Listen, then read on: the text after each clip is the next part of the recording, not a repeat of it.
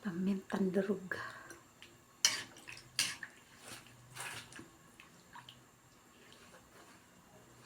Ito po guys, ang aking eksperimento ng ulam na naman. Ayan. Ginis ako sa sibuyas, bawang. Tapos ito po talbos ng kamuti. Tapos yung pong sardinas. Tapos nagyan ko lang siya ng chicken cube. Konting asin, ayan, paminta. Yan. Tapos pagluto na po ito, lalagyan ko siya ng miswa. Kung masarap siya. Experiment nga eh. Diba?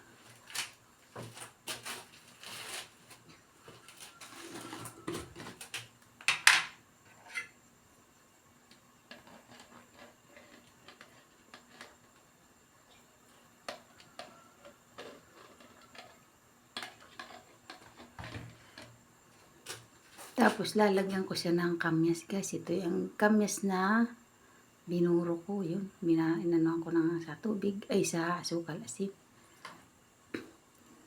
Pampaasim ng konti. Kasi try ko lang kung okay ang lasa nito. Kasi meron naman akong kalamansi. Kaya lang subukan ko lang sa kamyas kung ano lasa. Yan. Para pumula itong ating dahon ng kamuti, talbos kamuti. Paano lang yun pa? Paano lang yun pa?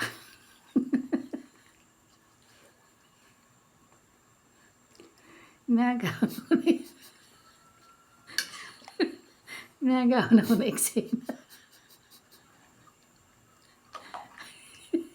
Ang tagawa ko na camera.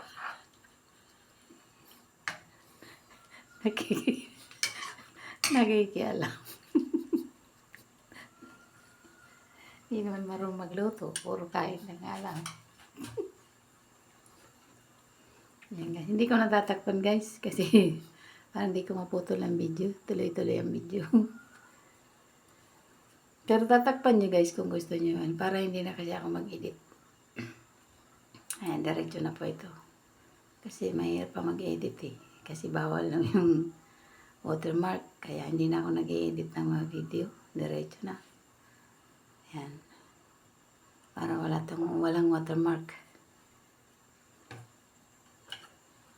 Siguro masarap to. Ayan. Masarap ginisa ng konti lang yung mantika.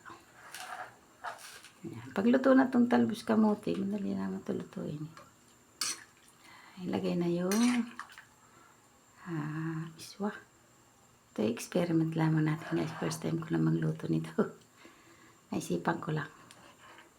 para healthy. Yan. Healthy po ito kahit ganito lang simple siya pero healthy po siya guys. Yan. Hindi siya nakaka-high blood. Yan. Kasi itong talbos ng kamote, yan. Kung meron kayong kabag, matatanggal ang kabag niya. Ang tanggal niya sa kabag. Pagka na, ang tawag dito, pag busog na busog kayo, hindi kayo natunawan, itong talbos ng kamote, yan. Pangtanggal po yan sa, pampatunaw po yan sa ano, pag na-impacho. Yan. Kasi nasubukan ko na rin po ito eh. Pag na-impacho ka, kumain ka ng talbos kamote. Yan, pakuluan mo kahit sabaw lang. Kahit yung ilaga mo lang siya. Halabos lang, tapos inumin mo yung sabaw, kainin mo yung ano. Yan. Timplahan siyempre ng konti kung anong gusto nyo timpla. Ito po kasi, pag walang maasim na konti, hindi siya pupula, hindi pupula yung sabaw. Kaya ito, trinay ko lang po ang kamyas kung masarap. Meron man akong kalamansi, kaya lang makawid pa ako. Masungkit pa ako ng kalamansi. Pero, yan. Oh, masarap naman siya. Ayan, o diba? Haha. Ayan, hintayin na lang natin guys ha, para hindi na ako mag-edit niyan. Kumukulo na siya, oh. Hindi mahina lang itong kalan. Yung sa kabilang kalan na medyo malakas ang apoy. O diba? Yan lang simpleng buhay guys. Kasi nagda-diet na naman ako kaya ayan, hindi muna ako bumili ng ulam ngayon. Nagluto muna ako ng ganito sabaw. Yan. Kasi pag may sabaw, matipid sa kanin. Pagka walang sabaw, malakas sa kanin. Pag may sabaw, konti lang kanin, busog ka na. Yan, wala pong cut yan. Diretso lang. Bilis, kulo na. Pwede naman takpan natin ng konti para mas mabilis kumulo. Ayan.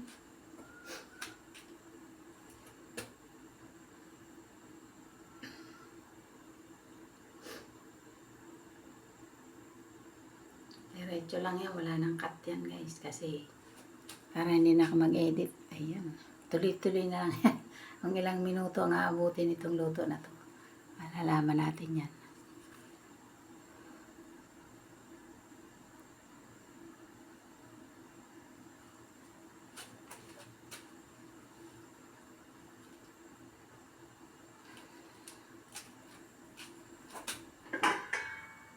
Nabit na. Kumukulo na siya. Wag lang ino-overcook yung talbos ng kamote para masarap. Pero pagka yung mahina ang ngipin, pwede na. Pares nitong kasama ko. Ang ngipin niya ay mahina na kasi pustiso. Hindi makakagat ng matigas kaya kahit gulay kailangan malambot. Ayan.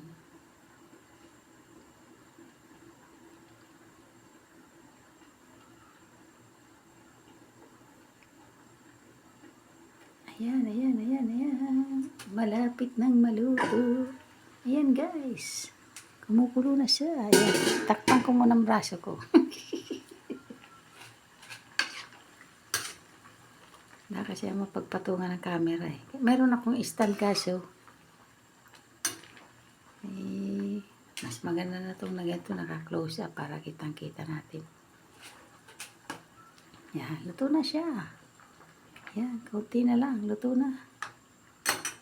Ayan, malambot na po yung ano. Ayan, talbos ng kamote. Ayan. Tikman natin kung pwede na.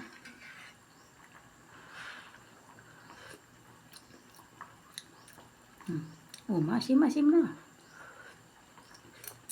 Pwede naman pala eh. Masarap pala eh. Depende na lang po yan sa gusto nyong asim. Ako konti lang pong asim ito. Yan, para hindi siya, para masarap pang sabaw, saka mapula yung sabaw. Ayan, mapula-pula guys yung sabaw niya. Ayan o. Kasi pag wala pong asim ang talbos kamote, hindi po lumalabas ang pula. Tama-tama yung timpla ko. Sakto lang. Ayan, sakto lang. Luto na siya. Ayan, luto na siya guys. So, hindi naman pwede kasi yung sobrang overcook naman yan. Hindi masarap.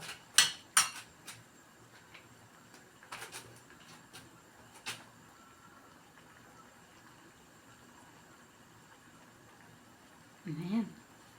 Lagyan na natin itong ating miswa. Pinutol ko lang to guys para hindi masyadong mahaba. Ayan, lagyan natin. Yung may putol-putol lang. Ayan. Mura lang itong miswa na to. Isang puno, isang ganito lang. Mura lang. Ayan.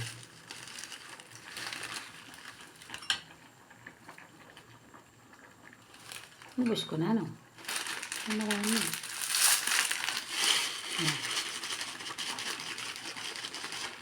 Dami na yun. Kasi madali namang iluto ito eh. Ayan. Hindi na ako naglagay ng sili. Kasi may paminta na. Saka ano, wala pang bunga yung sili namin. Nakalimutan ko naman bumili. Pwede naman guys lagyan yung sili. Pwede naman po ito lagyan ng kamatis. Kaya lang nakalimutan ko rin bumili kamatis. Ayan, pero pwede naman wala. Masarap naman siya. Depende na yan sa pagtitimpla niya. O diba? Ayan, okay na guys. Kunti na lang. Ayan. Ayan, luto na po yan guys. Konting-konti na lang. Medyo mahaba lang po rin pala. Ang ilang minuto din. Kaya diniretso ko na lang po guys. Hindi ko na ito kinat. Yan po ang minuto niya. Yan ang oras ng pagluluto nito. Kasi wala po itong cut. Diniretso ko na lang. Para hindi na ako mag-edit. Kasi wala namang music sa paligid. Kaya yan.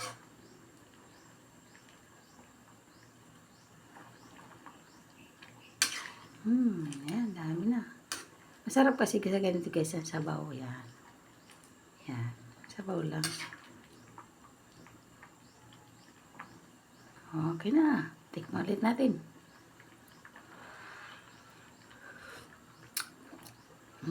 Masarap. Okay na guys. Luto na po ito. Hanguin ko na po ito guys. Yan. Naway magustuhan po nito aking eksperimentong luto. Simple lang po ito guys. Pero masustansya siya at masarap din. Ang sabaw niya masarap. At yan. Mga simpleng tao po. Hindi ko po alam kung yung mga rich kung kumakain ng ganito. Sa mga simpleng tao lang po, pwede po ito guys. Tipid budget po ito pero masarap at masustansya. O diba? Thanks for watching po. Marami pong salamat sa mga nanonood sa mga videos ko. Ayan. At naway patuloy po niyo suportahan ng aking channel. Ayan. Thank you so much po. God bless us all. Bye la guys. Ayan. Bye bye. Love you all.